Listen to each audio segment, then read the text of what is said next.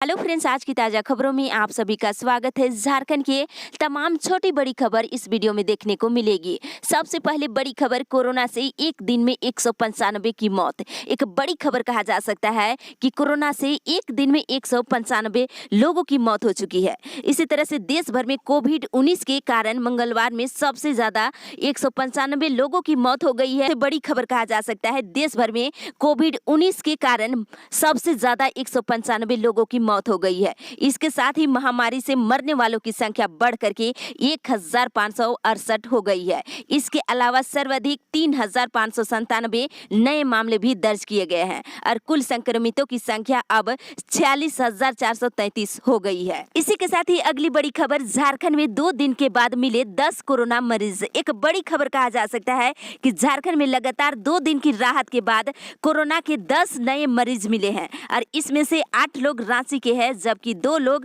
दुमका के रहने वाले हैं और दुमका में पहली बार कोरोना मरीज मिला है। और इसके साथ ही राज्य में कोरोना मरीजों की संख्या लगातार बढ़ करके 125 हो गई है, जबकि रांची में कुल संक्रमितों की संख्या 92 हो गई है। और रांची में लगातार 3 दिन के सुकून के बाद एक साथ 8 मरीज मिले हैं, यानी झारखंड में 2 दिन के बाद 10 कोरोना नए मरीज मिले हैं। इसी के साथ ही अगली बड़ी खबर, मौसम विभाग से झारखंड के कई इलाकों में जारी रहेगा आंधी और बारिश।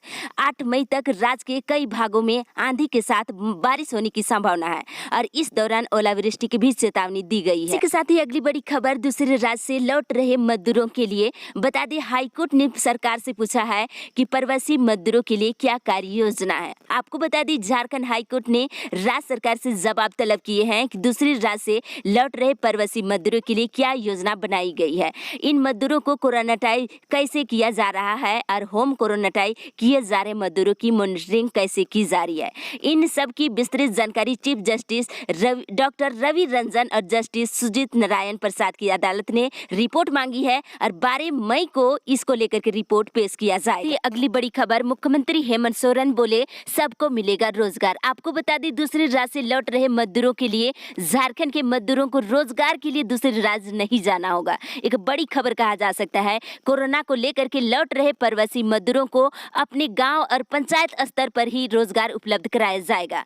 इतना ही नहीं, आपको बता दें, मुख्यमंत्री हेमंत सोरेन ने कहा है कि राज्य में रोजगार सृजन को लेकर के ग्रामीण विकास विभाग के द्वारा 3 योजनाओं का शुरुआत किया जा चुका है। आने वाले दिनों में इसका दायरा तेजी से बढ़ाई जाएगी, उसी हिसाब से रोजगार के अवसर मिलेंगे। तो इस तरह से सबको मिलेगा रोजगार। इसी के साथ ही अगली बड़ी खबर, स्वास्थ्य कर्मियों से लेकर के दैनिक मजदूरों का भी होगा 50 लाख की बीमा।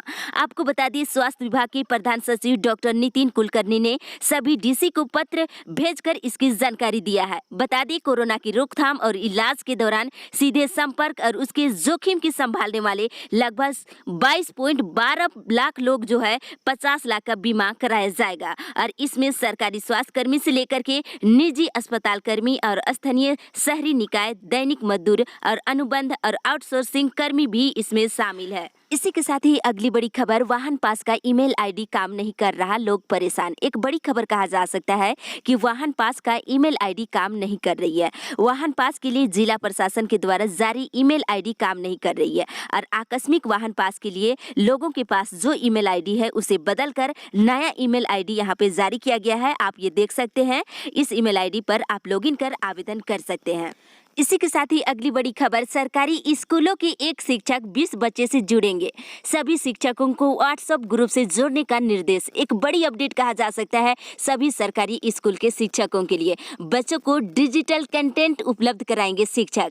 राज्य के सरकारी स्कूलों के शिक्षक 20-20 छात्रों को डिजिटल कंटेंट उपलब्ध कराएंगे। झारखंड शिक्षा परियोजना परिषद ने इसकी जानकारी और इसे लेकर के जिम्मेवारी दे दी है। इसी के साथ ही अगली बड़ी खबर, हेमंत की पहल पर बंगाल से घर वापसी की राह खुली। एक बड़ी खबर, बंगाल में फंसे मजदूर और छात्रों के लिए मुख्यमंत्री हेमंत सोरेन की पहल पर पश्चिम बंगाल में फंसे मजदूरों और छात्रों की वापसी की राह खुल गई है। आपको बता दें, यहाँ पे मुख्यमंत्री हेमंत सोरेन खुद ही पश्चिम बंगाल के मुख्यमंत्री ममता बनर्जी से बात कर मजदूरों की वापसी की आग्रह किए हैं और अब दोनों राज्यों के बीच वापसी सहमति बन गई है। और मंत्री ने बताया है कि उन्होंने पश्चिम बंगाल में फंसे मजदूर और छात्रों को वापस लाने की प्रक्रिया नए सिरे से शुरू करने को लेकर के अधिकारियों को निर्देश दिया है। जल्द ही दोनों राज्यों के बीच फंसे लोगों की आवागमन शुरू हो जाएगा। इसी के साथ ही अगली बड़ी खबर, सूरत की ट्रेन से आज पहुंचेंगे 1157 मजदूर। घर भेजने के लिए 55 बसों को की गई है व्यवस्था। एक बड़ी खबर कहा जा सकता है कि सूरत से स्पेशल ट्रेन से आने वाले मजदूर सूर्योदय के साथ ही धनबाद स्टेशन पहुंचेंगे। डीसी अमित कुमार ने बताया है कि सूरत से 22 बोगियों के साथ आने वाली ट्रेन में गिरिडीह के 1157, देवघर के 40, धनबाद के 2, दुमका और हजारीबाग के 1 मजदूर और कोडरमा के 5 और रांची के 27 प्रवासी श्रमिक शामिल है। मजदूर दोपहर तक अपने अपने घर पहुंच जाएंगे। आपको बता दें 55 बस की व्यवस्था घर तक पहुंचाने को लेकर के किया गया है। के साथ अगली बड़ी खबर, महाराष्ट्र और दिल्ली से मजदूरों की घर वापसी मुश्किल। एक बड़ी अपडेट कहा जा सकता है कि देश के विभिन्न राज्यों से मजदूरों की झारखंड वापसी शुरू हो गई है और ट्रेन और बस से मजदूर वापस आ रहे हैं, पर दिल्ली और महाराष्ट्र से मजदूरों की झारखंड वापसी अभी तय नहीं हुआ है। इन दोनों जगहों पर लगभग 1,97,000 मजदूर फंसे हुए हैं और मजदूरों को वापस भेजने की जिम्मेवारी संबंधित राज्य का है और उन्हीं के द्वारा लॉकडाउन और सोशल डिस्टेंसिंग का पालन करते हुए पास निर्गत किया जाता है और झारखंड सरकार एनओसी देती है और दिल्ली और महाराष्ट्र से अभी ट्रेन परिचालन को लेकर के कोई सूचना नहीं मिली है। तो महाराष्ट्र और दिल्ली से मजदूरों की वापसी को लेकर के मुश्किल की घड़ी खड़ी हो गई है। इसी के साथ ही अगली बड़ी खबर, जेईई मेन और नीट की परीक्षा को लेकर के तिथि की घोषणा। एक बड़ी अपडेट, जेईई मेन और नीट की परीक्षा जुलाई में कंडक्ट होगी। मानव संसाधन विकास मंत्रालय ने इंजीनियरिंग की प्रवेश परीक्षा, जेईई मेन और मेडिकल प्रवेश परीक्षा नीट की तिथियों की घोषणा कर दी है और जेईई की परीक्षा जो है 18 से लेकर के 23 जुलाई तक होगी। वहीं नीट की परीक्षा 26 जुलाई को आयोजित किया जाएगा। आमतौर ये परीक्षाएं देखने को मिलती है अप्रैल और मई में होती थी, लेकिन कोरोना महामारी के चलते इसे टाल दिया गया। अब बता दें जुलाई में इन्हें आयोजित करने का फैसला लिया गया है। इसी के साथ अगली बड़ी खबर, झारखंड बोर्ड का रिजल्ट नहीं हुआ प्रकाशन। बता दें 8वीं, 9वीं, 10वीं, 11वीं और 12वीं का रिजल्ट प्रकाशन नहीं हुआ है, जिससे अभ्यर्थियों में काफी असमंजस की स्थिति बनी हुई है। यहाँ पे आपको बता दें कि 9वीं और 11वीं की अभ्यर्थियों का ये सबसे बड़ी असमंजस की स्थिति है कि अगले कक्षा में प्रोन्नति हुए है या नहीं। रिजल्ट क्या हुआ इसको लेकर के अभी काफी गंभीर स्थिति बनी हुई है। इसके साथ आपको बता दें समय के अभाव को देखते हुए लॉकडाउन के कारण रिजल्ट नहीं अगर जारी किया जाता है तो छात्र छात्राओं को अगले कक्षा में प्रोन्नति दी जा सकती है। एक बड़ी अपडेट आपको बता दें कि अगली कक्षा में जो है आप सभी को प्रोन्नति किया जा सकता है, लेकिन अब तक राज्य सरकार इस पर किसी प्रकार की कोई भी दिशा निर्देश नहीं जारी किया है। वहीं आपको बता दें 8वीं का रिजल्ट बन के तैयार है, लेकिन लॉकडाउन के कारण इसे प्रकाशित नहीं की जा रही है और वहीं 10वीं और 12वीं का रिजल्ट जो है लॉकडाउन के बाद प्रकाशन कर दिया जाएगा।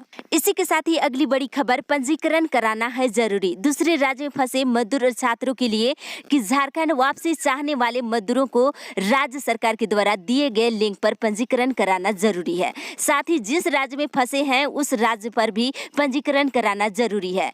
झारखंड सरकार संबंधित जिले से मजदूरों को वापसी को लेकर के केवल आग्रह कर सकती है। संबंधित जिला अपनी सुविधा और लॉकडाउन के नियम को देखते हुए मजदूरों को भेजने की व्यवस्था करेंगे। तो आपको अपने दूसरे राज्य में अगर फंसे हैं तो अपने राज्य आने के लिए पंजीकरण कराना जरूरी है। साथ ही ट्रेन परिचालन के लिए संबंधित राज्य निर्धारित करते हैं और इसकी सूचना झारखंड सरकार को भेजी जाती है। बेरोजगारी दर 27% से ऊपर। बता दें इस कोरोना महामारी के बीच बेरोजगारी दर 27% से ऊपर। कोरोना महामारी रोकने के लिए किए गए लॉकडाउन से देश में बेरोजगारी दरें बढ़ गई है और sector for monitoring Indian economy यानी कि CMII की ओर से जारी रिपोर्ट के अनुसार 3 मई 2020 समाप्त सप्ताह तक यह देश में बेरोजगारी दर बढ़ करके 27.1% पहुंच गई है। इसी के साथ अगली बड़ी खबर, बेंगलुरु में फंसे लोग घर वापसी के लिए लगाई गुहार।